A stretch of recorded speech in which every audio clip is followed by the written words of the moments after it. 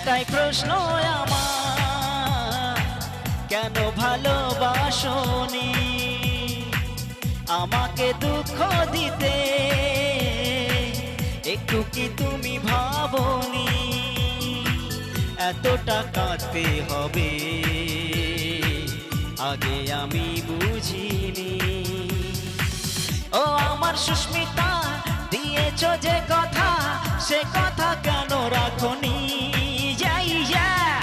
একটাই প্রশ্ন আমার, কেন ভালোবাসনি আমাকে দুঃখ দিতে?